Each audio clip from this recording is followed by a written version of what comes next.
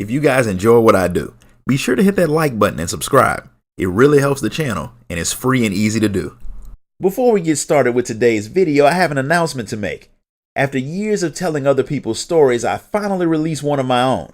My novel Eternal Reign is available now in both ebook and paperback format for those of you who are like me and prefer to collect physical media. You can grab a copy right now on Amazon through the link in the description of this video.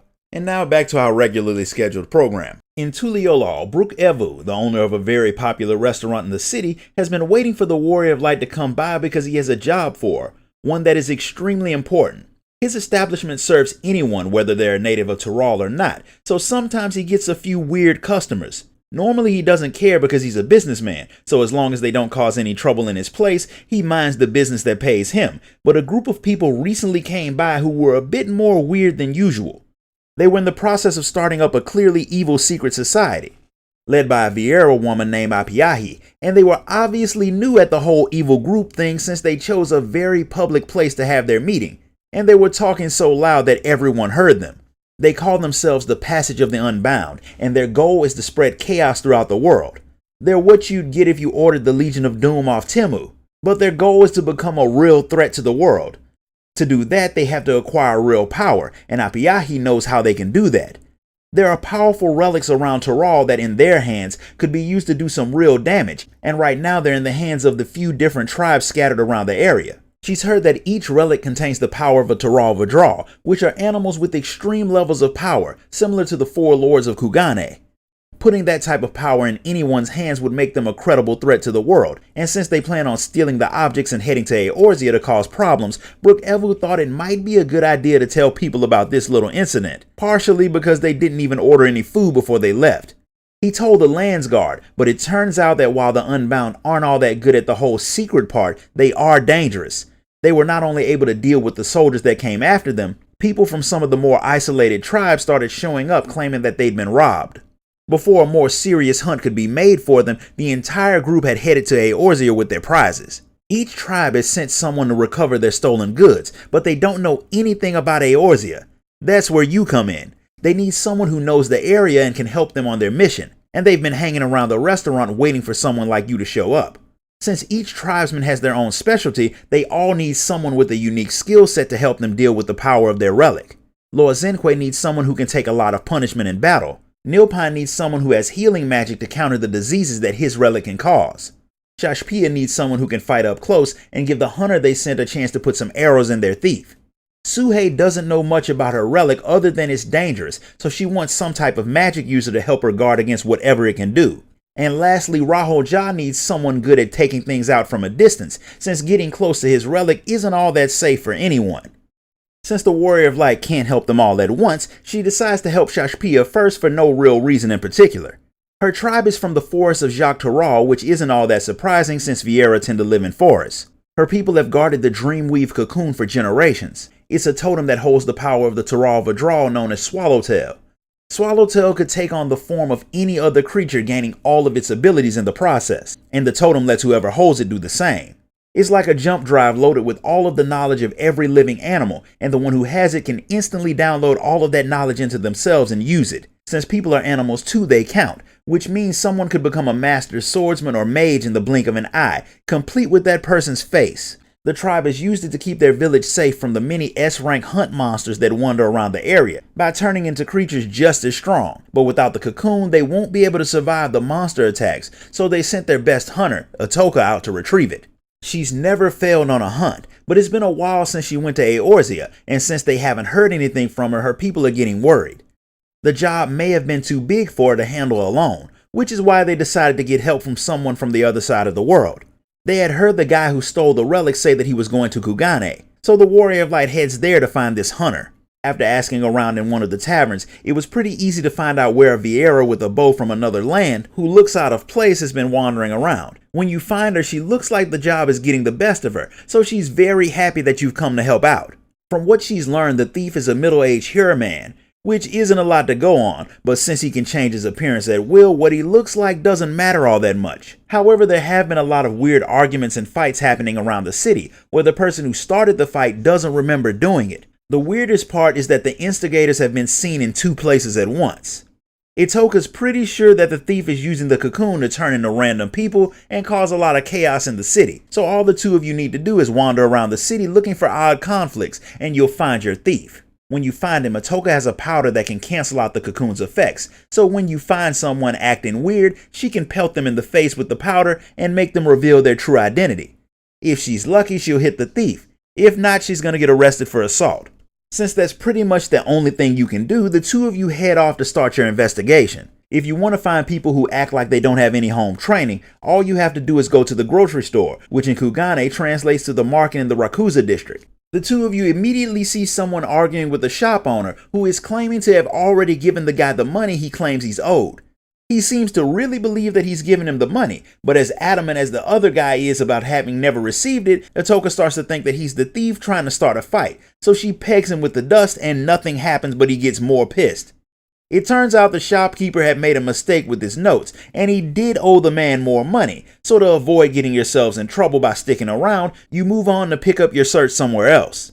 That leads you straight into the heart of a conflict between two samurai, who are right on the verge of killing each other, all because one of the men's wives is claiming the other guy copped a feel when she walked by. The other samurai has no idea why she picked him to lie on, but if her husband won't see reason, he's not gonna just let himself get killed.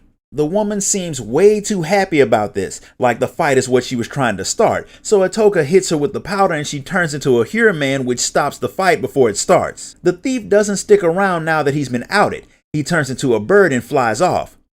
Itoka tries to shoot him out of the sky, but she misses, so your hunt for the relic isn't over yet. The samurai's actual wife had been knocked out and left in an alley, but the Sekisei found her, so she's fine. Now that they know that there's a shape-shifting crazy man on the loose in the area, they'll be working to hunt him down too, so that should help the hunt go a little bit smoother, but not much. Judging by the direction the shape-shifting thief was flying in, it seems like he decided to start causing problems outside of the city itself, somewhere in the direction of the Ruby Sea. There are a lot of settlements out there, so the two of you head to the Ruby Price to see if any of the soldiers have seen anyone acting strange. It turns out that one of the Confederacy ships had gotten really close to the Ruby Price without permission, and the guy on board had started insulting the soldiers so they would attack him. When they ignored the lone idiot, he left, but he did put the soldiers on edge. If any more Confederacy ships show up, they've already decided to sink them, which will likely lead to a war with the pirates.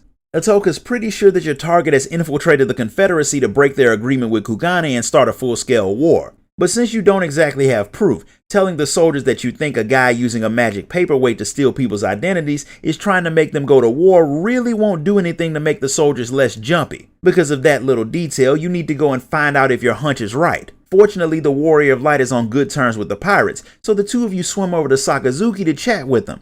It doesn't take long to find out that none of their people would go to the Ruby Price without permission, but what they have seen is Rasho, one of their top-ranking men, has been acting weird. He's ordered a group of pirates to meet him on the Isle of Beko because they're about to attack the Ruby Price. Rasho wouldn't do that, which means it's clearly not him, so the Warrior of Light and Itoka go to stop him before he causes real problems.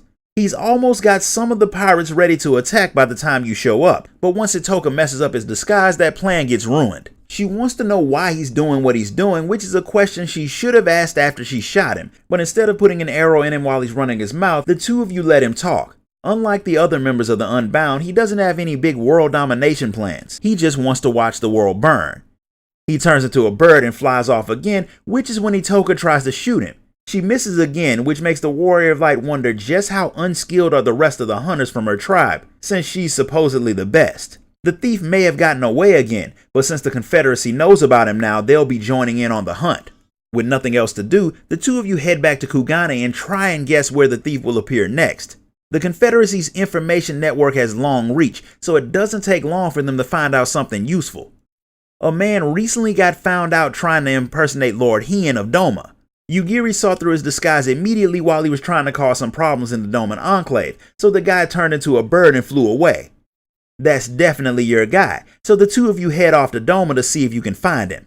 It's pretty easy to find out where the thief is this time because he's apparently at the House of the Fierce wearing the Warrior of Light's face. He's trying to get the people to turn against the Khan of the Azim Steppe by claiming they're planning on invading Doma, but no one believes him since the Warrior of Light is so connected in both the Azim Steppe and Doma that if a conflict was gonna start, she could just tell them to stop and they would. The disguise is seen through even before Itoka hits the fake you with the illusion stopping powder. When the man's disguise fails, one of the shinobi recognizes him, but he turns into a bird again and flies off. Itoka tries to shoot him yet again, but her aim is so far off the mark that the thief turns back and taunts her by revealing something that makes a few things start to seem a bit more clear. She's not Itoka. She can't be, since the thief killed her the last time they fought. When he realizes that you didn't know that she wasn't Itoka, he laughs, since whoever this girl is, she's been doing the same thing that she's hunting him for, pretending to be someone else. But while they're both pretending to be different people, what they're doing isn't even similar, and once he leaves, the fake Itoka promises to explain after you let the Domans know what's going on. Even though he got away again, this little encounter turns out pretty good, since one of the shinobi knew the man. His name is Samidare. He was trained as a shinobi from a young age, and he fought to defend Doma from the Garleans 25 years ago. During the fight, an auspice named Tamano Gozen even joined in to help, but they still lost. Samidare was conscripted into the Garleans' army and forced to become an imperial spy. He did a lot of damage during his service, since he was really good at sneaking around and causing trouble, and he didn't get free of them until the prisoner exchange that the Warrior of Light helped carry out. When Samidare got back, he was different. He wasn't interested in protecting Doma anymore, and he started working to destroy it, since he realized from his time spying on different nations that they're all equally corrupt. Some of them just hide it better. The shinobi tried to capture him, but he left Doma before they could. They found a letter from the Unbound trying to recruit him, which is how he ended up in the meeting that started this little adventure. The Unbound may not be the best at keeping their secret society a secret, but they do seem to be good at recruiting dangerous people. Knowing who Samidare is doesn't make it any easier to track him down, so the two of you head back to Kugane. When you get there, the woman you thought was Itoka lets you know that her actual name is Quickie. She is a hunter, but no one would say she was good, since she can barely shoot straight enough to hit the ground. To make matters worse, it was her fault that the Dreamweave Cocoon got stolen. The relic was kept in the deepest part of their village, where stealing it was pretty much impossible, and only Itoka was allowed to use it to protect their village. Quickie got tired of sucking at being a hunter, so she took the relic and turned herself into Itoka just so she could see what it felt like to be talented. When she was coming back to the village, Samidare pretended to be hurt, so she went to help him out. When she got close, he knocked her unconscious and stole the relic. The village elder forgave her for her massive screw-up, but she couldn't forgive herself, so she went to Kugane to try and help get it back. She ran into Itoka after a few days, and the woman let Quickie join her hunt. She got killed a few days before you showed up. She thought you wouldn't help her once you knew the truth, but the Warrior of Light had already guessed that something was off, since the woman was too bad of a shot to be labeled the best at anything. But with the truth finally revealed, the two of you continue to hunt Samidare before he finally succeeds at destroying Doma. Not long after Samidare tried to impersonate the Warrior of Light, the shinobi who had recognized him comes to you and Quickie and Kugane to let you know that he got in contact with his old friend. He told him that he wanted to join him on his mission, and Samidare was happy to set up a meeting with him out in Hell's Lid. The shinobi had originally planned on setting a trap for Samidare, but since he doesn't know the full power of the artifact that he's carrying around, he thought it better to tell you since you were already hunting the guy. Quickie is eager to go and catch the thief, but the shinobi, who like everyone else in Doma is well aware of how good of a fighter the Warrior of Light is, thinks that her being there will do more harm than good, so it'll be better if the two of them lag a little bit behind, then take a boat to Hell's Lid after you've done your usual stabby thing. It's not a bad idea, so you head off to do your thing. When you get to the island, the only thing you find are some red Kojin who attack you, and get put out of their misery for their trouble. Quickie shows up right after hearing the sounds of battle, but when you tell her that Samidare was never there, she figures it was a trap until something catches her eye. She points it out to the Warrior of Light, and when you go to look at it, she goes to stab you in the back. The only thing that saves you from the single most intelligent way to off someone as powerful as you are is the real Quickie sprinting in and tackling her doppelganger. Samidare knows from what he's heard about you that no regular creature he turns into can match you in combat, so he flies away to plan a better way to kill you. Turns out Samidare had turned into his old shinobi friend to set up this whole little ambush, and when he and Quickie had made it to open water, he had pushed her in. She may be a bad hunter, but she's a great swimmer, so she made it to the island just in time. She's glad that she did, because Samidare had used that same trick of turning into her to kill Itoka, and she didn't want that to happen again. Just in case the thief had set up another trap, the two of you head back to Kugane, where Quickie realizes that the two of you have another problem. When Samidare pushed her into the water, the powder that she was using to shut down his disguise was ruined. She needs to mix a new batch, but it's unlikely that you'll find the ingredients so far from Taral. But the two of you head to the markets to check anyway. Unfortunately, the shops don't get materials from the New World, a fact that needs to be changed, so you'll have to find another way to deal with Samidare. Even though you couldn't buy what you need, the trip's not a total waste of time, because Quickie finds out about this incredible bit of technology called eyeglasses. She had always thought people wore them for decoration. She had no idea that they actually fix people's eyesight. She wants to get a pair because she's had a hard time seeing anything far away since she was little. Being nearsighted would make being an archer impossible, even though Itoka taught her how to shoot. To test out the theory, you go to a shop to get her a pair, and after the crafter forces you to get the materials yourself, he makes her a pair of glasses, and not only do they make her aim better, it turns out that she's almost a perfect shot. So the next time you find Samidare, she'll be able to help you deal with him. When you get back settled in, Serena is there, and she has some important information about your target. After you make sure she's really her and not an imposter by asking her something that only she would know, she tells you about something a little weird that happened. A few days ago, the Warrior of Light came to Mo Ilo and said that Hien had gone crazy and was getting an army together to attack the Azim Steppe. The Domans had already told them about the guy pretending to be different people and trying to cause chaos, so they immediately figured out that it wasn't you. They tried to catch him, but he turned into a sheep and got away. She told the people in Doma about it, and they let her know where you were so she could let you know. Since he was last seen in the steppe, you and Quickie head to Reunion to see if he's still hanging around, while Serena goes to let the other tribes know to be on the lookout. No one's been trying to spark up any trouble, but people have heard that Magni has been acting weird and sneaking out of the Dawn Throne.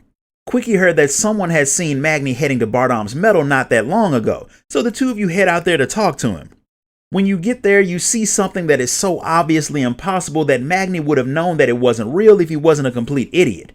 Sato is in the middle of confessing her love for Magni while also claiming that she's being forced to marry Hien, all because he wants to expand his control into the Azim Steppe.